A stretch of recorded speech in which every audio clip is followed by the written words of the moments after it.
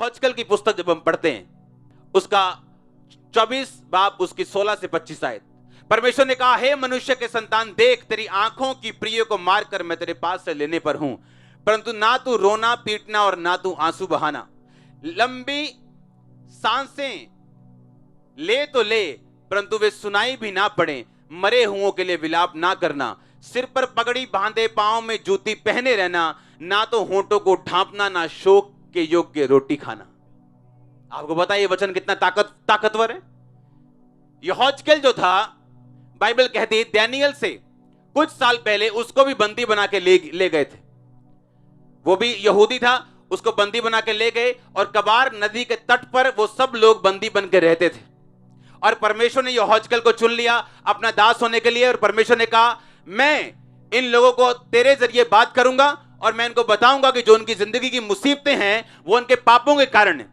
अब तू मेरा काम करना, अब तू मेरे मुंह के वचनों को इन तक पहुंचाना और मैं तेरे साथ होऊंगा। और बाइबल कहती परमेश्वर ने एक दिन यहोशूएल से कहा, मैं तेरी पत्नी को अपने पास बुलाने के लिए तैयार हूं। अब जब तेरी पत्नी मर जाए तो ना तो उसके लिए रोना, ना तो पीटना, ना ही आंसू बहाना। लंबी सांस तो लेना, कहता ना, पर वो सुनाई किसी को देनी नहीं चाहिए, परमेश्वर ने कहा। और ना ही उसके लिए मेमोरियल सर्विस करके शोक की रोटी खाना। आप प्राइस देखो कितना लिया परमेश्वर ने यहोशूएल से, मूल्य लिया कि नहीं लिया। और वो ऐसा दास बना जिसको बाइबल के one of the major prophets जिसको बोलते हैं, बड़े भविष्यद्वक्ताओं में वो एक भविष्यद्वक्ता था। आप जानते हैं महायाजकों को परमेश्वर क्या बोलता था कि अगर तुम्हारा माँ बाप भी मर जाए तो वह मत जाना। याजकों को बोलता था माँ बाप मरने पे चले जाना, लेकिन रिश्तेदारों के मरने पे मत जाना। और लोगों को खुली छुट्टी थी, वो कहीं भी जा सकते थे। जितनी हायर आपकी पोजीशन, उतना हायर आपका प्राइस। कहां तक आप जाना चाहते हैं आप पे डिपेंड करता है। हम सब वही पोजीशन पे हैं, पुराने नियम की तरह नहीं कि कोई महायाजक है और कोई विश्वासी। बाइबल कहती है यीशु मसीह के जी उठने के बाद हम सब राजा और याजक हैं।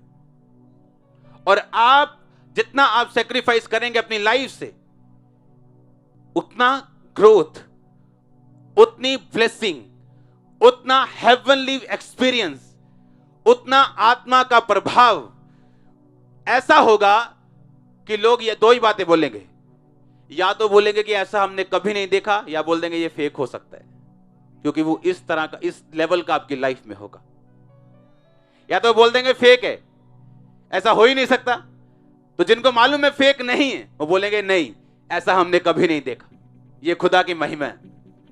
आमीन। आप मेरी बात को समझ रहे कि नहीं? किस तरह का परमेश्वर उससे डिमांड कर रहे हैं? ये प्यार की बात है, ये सेक्रीफाइस की बात है, ये परमेश्वर के साथ पर्सनल रिलेशन की बात है। एक दिन आपको सिर दर्द हो जाए और एक अविश्वासी आपको फोन करता है, कितना यार बस ठीक नहीं सी मैं। एक अविश्वासी को आप बता रहे हो क्रिश्चियन कि मैं ठीक नहीं, क्योंकि आपका जो रिलेशनशिप परमेश्वर के साथ है वो स्ट्रांग नहीं।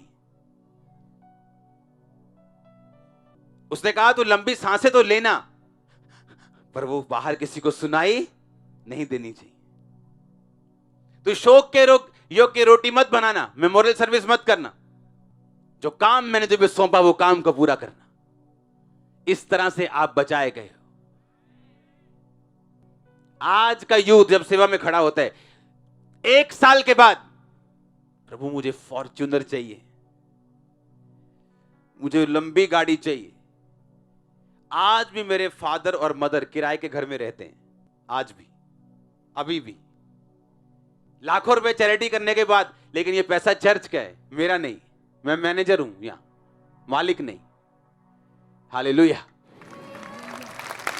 आपको जब मालूम होगा कि क्यों क्रिश्चियनिटी का एसेंस क्या है, उसका तत्व क्या है, उसका सिस्टम क्या है, जब आपको ये मालूम हो जाएगा, आपको जब ये समझ आ जाएगी चीजें आत्मिक, आप अनस्टॉपेबल होंगे।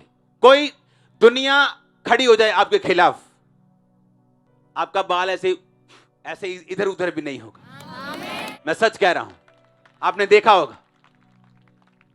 लेकिन जो मैंने आपको बताया आप उसे फॉलो करने के लिए तैयार हो कि नहीं? एक साल में चाहते हैं हमें गाड़ियां मिल जाएं, और जब इस सेवा में 25,000 लोग थे तब भी मेरे पास गाड़ी नहीं थी। क्यों? मुझे जरूरत नहीं थी। पास में ही घर था, एक विश्वासी उठाता था, ले जाता था। जब उसकी जरूरत पड़ने लगी क्रूसेड्स में, कामों में, परमेश्वर देने पर आपको प्लेन भी दे सकता है, लेकिन अगर आपको उसकी सुसमाचार के लिए जरूरत है और रियल जरूरत है तो बात वो नहीं। लेकिन अगर हम शरीर के पीछे चलेंगे, खोल लो बाइबल पूरी, जब भी विश्वासी तंग हुआ है, जब भी विश्वासी मरा है, जब भी विश्वासी रोया है, जब भी विश्वासी पीटा है, सिर्फ शैतान के कारण नहीं, अपनी गलतियों के कारण रोया। वो इजरायली जा रहे हैं और रास्ते में दुश्मन आता कहता है इस जगह से निकलने नहीं दूंगा। पता वो कौन थे? इश्माइल के वंशज। कौन इश्माइल? जो अब्राहम के शरीर से पैदा हुआ था, ना कि प्रतिज्ञा से। प्रतिज्ञा से पैदा हुआ इजहाक, शरीर से पैदा हुआ इश्माइल। जब भी इजहाक के वंश का किसी ने विरोध किया है, वो इश्माइल निकला हमेशा। आपका अपना शरीर आपका सबसे बड़ा विरोधी। आपके अपने शरीर के काम आपके खिलाफ खड़े होंगे। आज 10 साल, 15 साल में, 20 साल में आपके किए हुए शरीर के अपने काम ही आपके खिलाफ होंगे, शैतान नहीं। वो मर चुका है, वो जूती के नीचे है। अब भी दबका मारेंगे, अभी भाग जाएगा यहां से। पर आपके शरीर के काम खतरनाक चीज है, एक डेंजरस चीज है ये। जब भी किसी विश्वासी को तंग किया किसी ने, वो उसके अपने शरीर के कामों ने किए। अब्राहम की आशीष का लेट होने का कारण उसके अपने शरीर के काम।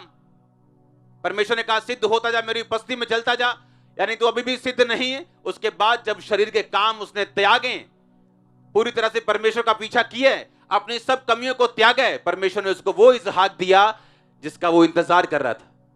मेरा परमेश्वर आपके इंतजार की सब ब्लेसिंग्स को आपको दे। मेरा परमेश्वर आपको परफेक्ट करे। मेरा परमेश्वर आपको परफेक्ट करे। वो आपकी सब कमियों को निकाल के बाहर फेंके। आज होली गोस्ट फायर आपकी लाइफ में उतरे यीशु मसीह के नाम में।